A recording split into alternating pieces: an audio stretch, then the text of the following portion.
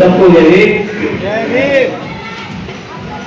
बहुजन समाज में जन्मे सब महापुरुषों को नमन करते हुए आज इस बहुजन नायक माननीय कांशीराम साहब जी इनके जयंती के अवसर पर मैं उपस्थित सब मेरे साथियों को जय भीम करता हूँ। आज उपमा एक सोशल वेलफेयर एसोसिएशन के माध्यम से कांशीराम साहब की जयंती मनाई जा रही है और इस प्रोग्राम में मुख्य तौर पर उपस्थित हमारे अखिलेश जी बेटवार, हमारे रामचंद्र जी, राजकुमार जी, अशोक जी, राजेश जी और उपस्थित सरकारी उपस्थित साथियों आपको सबको पता है कि माननीय कांशीराम साहब ने बाबा साहब का जो कारवा है, बाबा साहब का जो आंदोलन है वो आगे बढ़ाने का काम किया और माननीय कांशीराम साहब इन्होंने क्या काम किया है?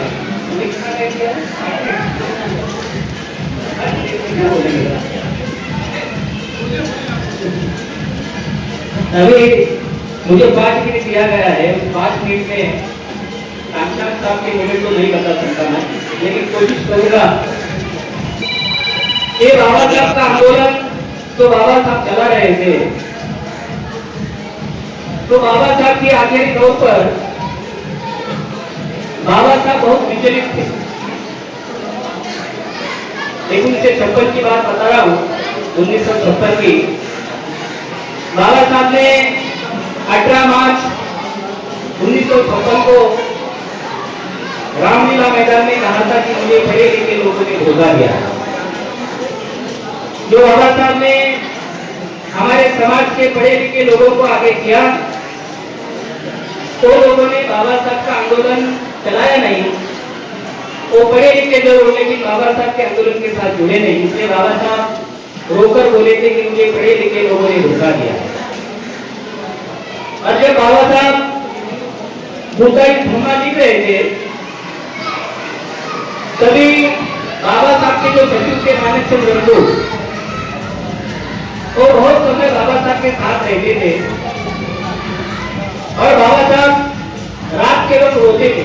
बहुत से टाइम बाबा साहब को रोते हुए मानक चंद्र रघु ने देखा, लेकिन मानक चंद्र रघु बाबा साहब से पूछने के लिए डरते थे। लेकिन क्या हुआ, बाबा साहब बैठे थे और मानक चंद्र बाबा साहब का पैर दबा रहे थे, तो मानक चंद्र रघु ने बाबा साहब से पूछा कि बाबा साहब आपको एक सवाल करना है। तो बाबा साहब बोलते पूछो, क्या सवाल है आपका? तो मानक चंद्र रघु बाबा साहब से पूछते हैं कि मैंने बहुत बार आपको रात को रोते हुए देखा है, उसका कारण क्या? तो बाबा साहब ने पहली बार तो बताया नहीं, लेकिन मानक चंद्र रघु बाबा साहब के पीछे पड़ते हैं, तो बाबा साहब को बताना होगा। तो बाबा साहब बताते हैं कि देख मानक चंद्र, जो 40 साल में मैंने जो आंदोलन खड़ा किया हूँ, मैं दूर दूर तक देख रहा हूँ आंदोलन को। जब मेरा मृत्यु हो जाएगा तो इस आंदोलन को आगे लेके जाने वाला मेरे समाज में एक भी नेता मुझे नहीं मिला। और बाबा साहब उदाहरण देते हैं, जैसे एक तंबू होता है, तंबू डंडे के वजह से खड़ा होता है और बाबा साहब मानक चंद्र रघु से कहते हैं कि मेरा अभी उम्र हुआ है, मेरा कभी भी मृत्यु हो सकता है।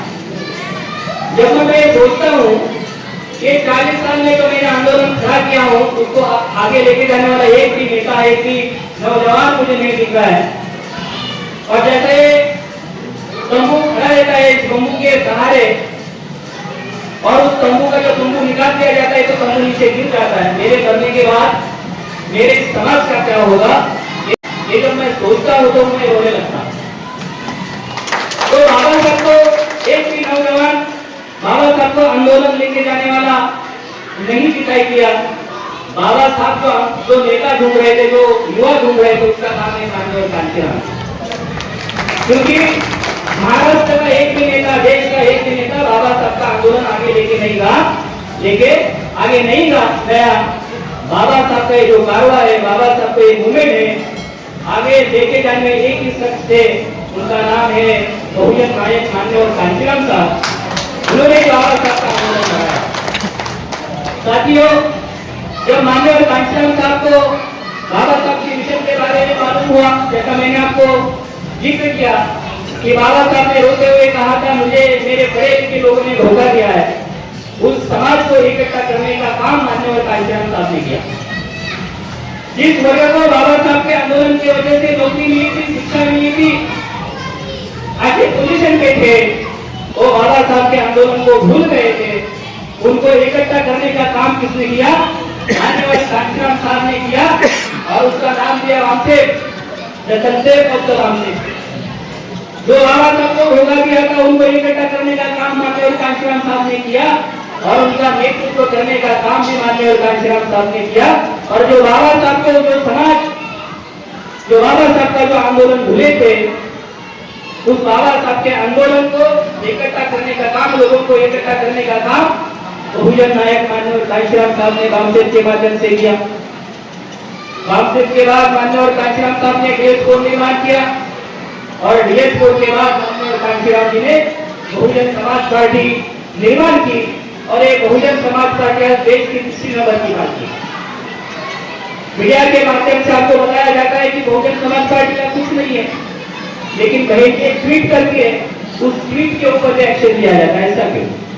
तो बहुजन समाज पार्टी की ताकत है, लेकिन जब जब कांग्रेस इस देश में कमजोर होती है, तभी वो बाबा साहब के मिशन को आगे करते, मुद्दे को आगे करते। जैसे आप उत्तर प्रदेश से ताल्लुक रखने वाले लोग हो, ज्यादा करके मेरे ख्याल से उत्तर भारतीय हो, जैसा अभी जो हाल ही में चुनाव हुआ, उस चुनाव में उन्होंने बताया कि बाबा साहब का संविधान धोखे में है। बाबा साहब का संविधान धोखे में है, और जो हमारा भोला वाला समाज है, उन्होंने क्या किया? बाबा साहब का संविधान धोखे में है, और इस संविधान को कौन बचा सकता है? कांग्रेस बचा सकती है, ऐसा हमें बताया गया। अरे जिस कांग्रेस ने बाबा साहब को संविधान सभा में न जाए, इसलिए बाबा साहब को रोकने की कोशिश किया, तो कभी बाबा साहब का संविधान बचा सकते? नहीं बचा सकती। लेकिन हमारे समाज को गुमराह किया, हमारे समाज ने कांग्रेस को वोट दिया, और बहुजन समाज पार्टी तीसरी नंबर की पार्टी जुड़ो के आई। क्योंकि हम बाबा साहब को खाली मानते हैं, बाबा साहब का आंदोलन क्या है, वो आंदोलन को हम नहीं समझते। जिस कांग्रेस ने बाबा साहब को खत्म करने का काम किया, हमारे बहुजन समाज के अधिकार को खत्म करने का कांग्रेस ने काम किया, उसको जिंदा करने का काम हमारे बहुजन समाज ने किया, हमारे समाज ने किया है।